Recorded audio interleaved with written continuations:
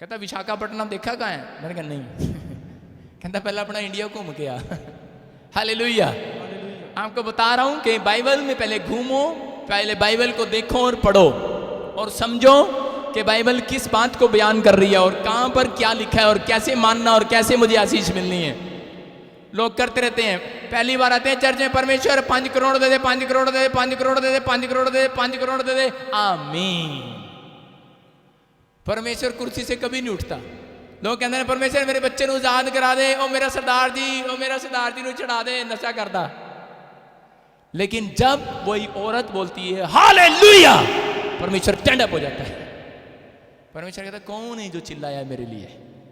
Hallelujah में ताकत है। परमेश्वर खड़ा हो जाता है और उस घर के लिए रास्ते खोलने शुरू करता है। हालेलुया। उस चर्च के लिए जल्दी रास्ते खुलेंगे जितने चीख रहे और चिल्ला रहे हैं, हालेलुया बोल रहे हैं। हालेलुया। आपने परमेश्वर को स्टैंड अप कर दिया हालेलुया बोल के। जब हालेलुया बोलते हैं और आमीन बोलते रहते हैं, मैं कभी थकने नहीं वाला। आप मुझे पूरी सड़ी हुई गर्मी में, सड़ी हुई गर्मी है ये, 5 घंटे भी मुझे स्टेज पर खड़े रखो, मैं खड़ा रहता हूं कि नहीं? आप मुझे 8 घंटे भी खड़ा रखो, लेकिन वो ताकत मुझे कौन देता है? जब आप हालेलुया बोलते हैं। यीशु। स्वर्गदूत यहां खड़े होते हैं और वो बोलते हैं ओए बैठना नहीं। बोलो हालेलुया। अगर आपके अंदर हालेलुया बोलने में दम है तो याद रखना परमेश्वर आपको अपना दम जरूर दिखा कर जाएगा आज। हालेलुया। आपकी किडनियों में से इंफेक्शन बाहर आएगा आज, पथरियां रसोलियां बाहर जाएंगी आज। आमीन। क्या आपको पथरियां रसोलियां बाहर निकलवानी है? क्या आपको चंगाई चाहिए? अगर आपको चंगाई चाहिए, आपको कर्जा उतरवाना है, अगर आपको डिप्रेशन से या कोमा में से बाहर आना है, अगर आपको अपने घर का कलेश, कितने लोगों के घर में कलेश है? जनानियां तो सारे हाथ खड़ा करेंगे, ये खुद ही कलेश है। हालेलुया। ये क्या करती हैं? खुद कलेश रखती हैं और पति पर ठोक देती हैं और बाइबल पढ़ती हैं, उसमें लिखा होता है, इनके सामने एक वचन आता है बार बार कि किसी पर दोष ना लगाओ। और लेकिन ये मानने वाली औरत नहीं है, उसने दोष लगाना ही लगाना है। शैतान औरत को एक पाप में जरूर गिराता है कि वो रोज किसी पे दोष लगाती है, या तो वो पति पे लगाएगी या शाम को घर जब पति आएगा बच्चे पे लगाएगी। लगाएगी कि नहीं? आज न्याणे ने आइसक्रीम खाधी है, आज न्याणे ने बाइबल नहीं पढ़ी, आज दोष लगाएगी कि नहीं लगाएगी? अरे तू अपने अंदर झांक के देख, क्या तूने पढ़ी आज? परमेश्वर का आत्मा बोल रहा है इस बात के लिए, कह रहा है हर एक बंदे को आज ब्लेसिंग लेने के लिए स्पिरिचुअल होना पड़ेगा। स्पिरिचुअल, स्पिरिचुअल होना पड़ेगा। Spiritual, sit down. स्पिरिचुअल होना पड़ेगा। स्पिरिचुअल क्या होना पड़ेगा? स्पिरिचुअल। आप स्पिरिचुअल कौन है? कौन लोग हैं स्पिरिचुअल? मैं आज आपको बताऊंगा कि कौन लोग हैं वो स्पिरिचुअल। स्पिरिचुअल कौन है? ध्यान से सुनो। अगर आपको परमेश्वर से आशीष चाहिए तो आपको आत्मिक बनना पड़ेगा, आपको परमेश्वर के नजदीक जाना पड़ेगा, आपको स्पिरिचुअल होना पड़ेगा।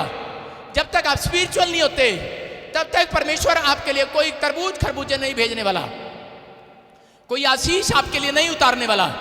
जब आप स्पिरिचुअल होते चले जाएंगे, आपके घर में मांगने से पहले ही परमेश्वर आशीषों का भंडार भेज देगा यीशु मसीह के सामर्थी नाम में। आमीन। लेकिन आज हमें सीखने की जरूरत है कि हमें आत्मिक बनना है। क्या बनना है? आत्मिक बनना है और स्पिरिचुअल होना है। लेकिन कौन है स्पिरिचुअल? कि जो प्रेयर करता है, प्रेयर करता है। और कौन है स्पिरिचुअल? कह रहा है जो परमेश्वर के काम पर, नाम पर भरोसा रखता है। हालेलुया। कि उसकी बातों पर भरोसा रखता है। मेरी बातों को सुने ध्यान से, चर्च में तरफ देखे और मेरी बात को सुने। कलीसिया ध्यान से सुने। हालेलुया। कह रहा है कौन है स्पिरिचुअल? वो है स्पिरिचुअल, वो आत्मिक है। जब बंदा स्पिरिचुअल होता है, कैंसर को जाना पड़ता है अपने स्थान को छोड़कर, रसोलियां जाएंगी, गिल्टियां जाएंगी, कर्जा जाएगा, बीमारियां जाएंगी। अरे जाएंगी कि नहीं? क्यों? आप स्पिरिचुअल हैं इसलिए, आप आत्मिक हैं इसलिए। आत्मिक लोगों से बीमारियां डरती हैं, आत्मिक लोगों से कर्जा डरता है, आत्मिक लोगों से शैतान डरता है। आप जितना आत्मिक होंगे, जितना स्पिरिचुअल होंगे, कैसे पता लगेगा? आपको स्पिरिचुअल बनने के लिए प्रेयर में जाना है। आपको स्पिरिचुअल बनने के लिए बाइबल क्या बोलती है? यीशु मसीह ने कहा, कह रहा जब तुम दूसरों के अपराध क्षमा करोगे, कह रहा तुम्हारे अपराध भी क्षमा किए जाएंगे। अगर किसी के अंदर भूतड़ी है, अगर किसी के अंदर दुष्ट आत्मा ने, अगर कोई डिप्रेशन तो परेशान है, तो मैं उन्होंने दस रहा जिन्नी मर्जी प्रेयर करा लो, तुसी 50 पास्टर बुलाओ, चाहे तू 160 पास्टर बुलाओ, चाहे तुसी 1 करोड़ 60 लाख रुपया चर्च में दान करो, लेकिन तुहाडी बीमारी ते तुहाडी दुष्ट आत्मा कदी नहीं जानी। रीजन, क्योंकि आत्मिक बनना पड़ेगा। आत्मिक आत्मिक कौन होते हैं? आत्मिक बाइबल जब पढ़ते हैं, रट्टाफिकेशन नहीं करते। आत्मिक लोग इसके अंदर ये ढूंढते हैं और अंडरलाइन करते हैं, अंडरलाइन करते हैं वचन को कि परमेश्वर की बात परमेश्वर को कहां पसंद है। हालेलुया। परमेश्वर के लोगों ने इस बाइबल के अंदर क्या काम किए और किन बातों से परमेश्वर उनसे प्रसन्न हुआ। हालेलुया। प्रभु यीशु मसीह ने कहा, कह रहा जब तुम दूसरों के अपराध, किसके? दूसरों के अपराध क्षमा करोगे। अरे अपनों के तो अपराध दुनिया क्षमा करती है कि नहीं? तुम्हारी पत्नी रोज चंडे खांदी है, लेकिन तुसी रोज उन्हें माफ कर दोगे नहीं? तुम्हारे बच्चे रोज चंड खांदे ने, तुसी माफ कर दोगे नहीं? अरे करते हो कि नहीं? बोलती क्यों नहीं? हालेलुया। हालेलुया। जो बूढ़े होते हैं ना, बूढ़े पुराने जमाने के, वो हंगूरा लेते थे कि नहीं? हंगूरा देना पड़ा है। जब पादरी पूछे थे, हंगूरा देना पड़ा है। हालेलुया। हालेलुया। तो क्या बोल रहा है? कह रहा आपको स्पिरिचुअल होने के लिए, कह रहा आप दूसरों के अपराध क्षमा करते हो, लेकिन यीशु मसीह ने कहा, कह रहा पहले, कह रहा तुम दूसरों के अपराध क्षमा करो, कह रहा तब मेरे पास आना। इसका मतलब आपने दूसरों के अपराध क्षमा नहीं किए और परमेश्वर के सामने आकर गिड़गिड़ा रहे हो वेदी के सामने और प्रार्थना कर रहे हो कि परमेश्वर मेरी बीमारी ठीक कर दे, मेरी दुष्ट आत्मा ठीक कर दे, मैं इसी वेले दुष्ट आत्मा तो आजाद हो जावा। ओ बंदा, मैं थूक लगा के, अंगूठा लगा के स्टैंप दे रहे हैं कागज थे, कभी भी ठीक नहीं होने वाला। क्यों? क्योंकि वो दूसरों को क्षमा नहीं करता। हालेलुया। आपको बता रहा हूं कि एक जगह में सब सेवा करता था शुरू में हरियाणा में, वहां जेठानी और दरानी दोनों में वो मेरे पास लेकर आए। पहले वो कई बाबों के पास जाते थे, उनको पता लगा कि एक बंदा है और वो यीशु के नाम से प्रार्थना करता है और दुष्ट आत्माएं ज्यादा देर नहीं ठहरती। लेकिन मेरी जिंदगी का पहला एक्सपीरियंस होगा, 6 महीने में उन लोगों के लिए दुआएं करता रहा और लेकिन वो कभी दुष्ट आत्मा आजाद नहीं हुई और मैं बड़ा परेशान हो गया और मैंने प्रभु को कहा, प्रभु ये क्या बात है? और प्रभु ने मुझे कहा, इसके अंदर एक बैड हैबिट है, बैड, गंदी आदत, गंदी सोच नहीं, गंदी हैबिट, ये बैड हैबिट होती है। कुछ लोग क्या करते हैं, उनको परमेश्वर प्यार करता है, उनके पास फॉर्च्यूनर गाड़ी भी होगी, उनके पास बड़ी बड़ी मर्सिडीज भी होंगी, उनके पास बड़े बड़े टैलेंट भी होगा, बड़े इंजीनियर भी होंगे, बड़ी बड़ी बातें भी होंगी उनके पास, बड़ा पैसा भी होगा और प्रभु की बात, और जब वो प्रार्थना करते होंगे परमेश्वर उनकी सुनता भी होगा। लेकिन याद रखना, उनके अंदर एक बैड हैबिट काम करती होगी, बैड हैबिट। आज भी कुछ लोगों के अंदर बैड हैबिट है, चाहे वो पादरी है, चाहे वो विश्वासी है, चाहे वो कोई भी जन है, लेकिन वो स्वर्ग नहीं जाएगा, याद रखना, क्योंकि उसके अंदर एक बैड हैबिट है, वो दूसरों को क्षमा नहीं करता। अपनी गलतियां जब करता है तो वो क्षमा चाहता है, लेकिन जब दूसरों से गलती हो जाती है वो क्षमा नहीं करता। हम अपनों को क्षमा करते हैं, पड़ोसियों को कभी नहीं करते हैं। जब पाकिस्तान जीत जाता है इंडिया से, क्षमा करते हैं? नहीं करते। आपका पड़ोसी जब आपके गेट के सामने गंद फेंक देता है, या कोई चोर पकड़ा जाता है चोरी करते हुए, या कोई बलात्कारी पकड़ा गया, क्षमा होता है? नहीं होता। कोई मर्डर करता है, कोई क्षमा होता है? नहीं होता, क्षमा नहीं होता। अगर कोर्ट उसको क्षमा कर दे तो कर दे, इंसान के बस की बात नहीं है। हालेलुया। इंसान के बस की बात नहीं है। ये जज के अंदर दम है कि वो कर सकता है क्षमा, लेकिन वो जज वो कौन है? वो परमेश्वर है और वो सरकारी वकील यीशु मसीह है। उसके अंदर दम है आपकी फाइल ले जाने का। अरे किसी के अंदर दम नहीं है आपके लिए प्रार्थना करने का। लेकिन आपको बता रहा हूं कि अगर आपके अंदर ये दम है कि आप आज से दूसरों को माफ करने लगे हैं, मैं अपनी सास को आज से माफ करने लगा हूं, मैं अपने साले को आज से माफ करने लगा हूं, मैं अपने मामे को, सगे मामे को आज से माफ करने लगा हूं, आज अपने चाचे को, ताऊ को माफ करने लगो। होता नहीं है, मुझे पता है, मेरे भी 1.5 लाख रुपए खा लिए, लेकिन होता नहीं है। सुना रहा हूं क्या आप तो सुन के वापिस दे दे? नहीं, अपा की कर देने, अपा सुना देने। हाँ जी प्रभु जी, वैसे तो मेरे 1.5 लाख रुपए उन्हें चट ले, मेरे सोने की चैन भी ले गया, ते मेरी गड्डी सी वो भी ले गया, ते थोड़े जे पैसे सी वो भी ले गया, लेकिन तू कहता था फिर माफ करना ही पैना, कर देनी आ। मतलब सुना रहे ने कि परमेश्वर मैं जे माफ करांगी तो मैनू ये सारी चीज़ां वापस भी चाहिए। समझ रहे?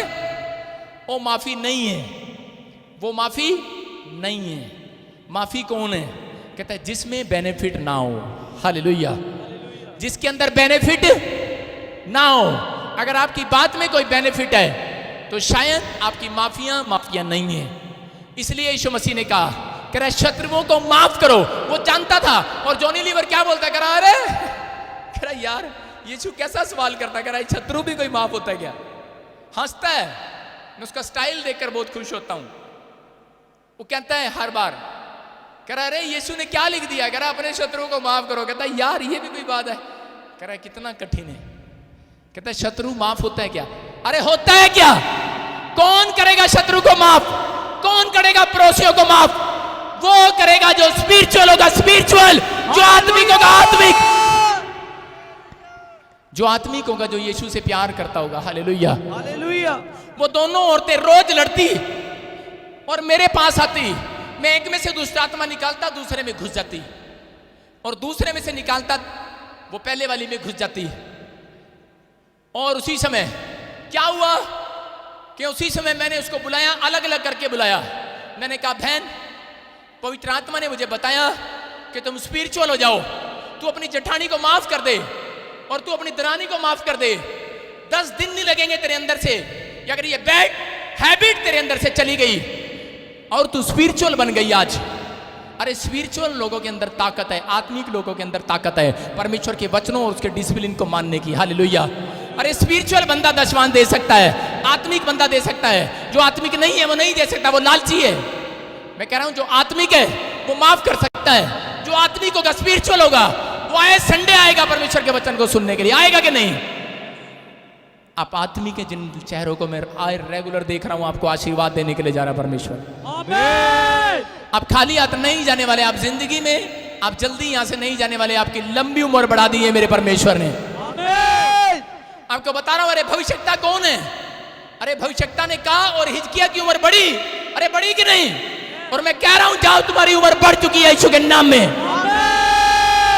जितने चीख रहे हैं उनकी बढ़ गई आज यीशु के नाम में।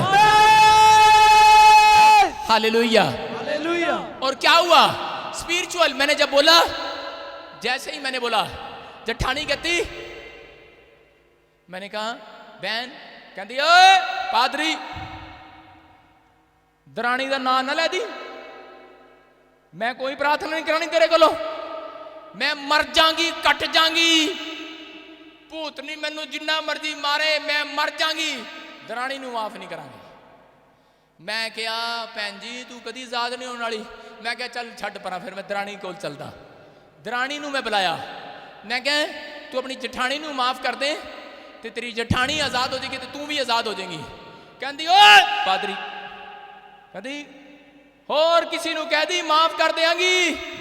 कहती ओए जेठानी का नाम ना ले दी, जेठानी ने मैं कट के दब देंगी। मैं क्या पाजी है नहीं ठीक होना। उसका पति मेरे पास आया और उसने मुझे कहा मैं 1 लाख रुपए आपको दूंगा, मेरी पत्नी और मेरी जेठानी को आजाद कर दो। मैंने उसको बोला तू मेरे से 2 लाख ले, तू एक बार अंगीकार करवा दे। उसने बहुत जोर लगाया लेकिन उसने अंगीकार नहीं किया। स्पिरिचुअल होना पड़ता है, स्पिरिचुअल। समझ रहे मेरी बात? क्या होना पड़ता है? आप गुस्से में हैं, स्पिरिचुअल होना पड़ता है। आपके अंदर नफरत है, जिसनों को यीशु से नफरत है उनको स्पिरिचुअल होने की जरूरत है। वो घर बैठे चंगे हो जाएंगे यीशु के नाम में। आमीन। Hallelujah, hallelujah. यहाँ क्या हुआ? और उस समय मैंने उसको बुलाया लेकिन नहीं मानी। अगले दिन फिर मैंने ट्राई किया। मैंने जेठानी को बोला, मैंने कहा अच्छा बात सुन, मैंने कहा मैं तरीके से करता हूं। मैंने उसकी आंखें बंद कराई और मैंने कहा चल अच्छा जिसको मैं बोलूं उसको माफ कर देना। कहती ठीक है। मैंने बोला, मैंने कहा बोल के परमेश्वर मैं आज तक मैंने जितनी गलतियां की माफ करती हूं। कह करती हूं परमेश्वर मैं माफी मांगती हूं। मैंने कहा झूठ बोला, गाली दिया, कोई नशा किया, कोई चोरी किया, माफ करती हूं, माफ करती हूं। और जैसे ही मैंने कहा दरानी को माफ करती हूं, कहती ओए।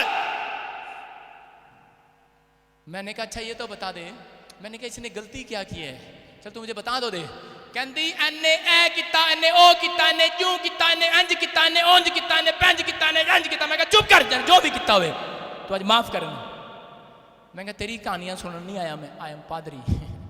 Hallelujah hallelujah.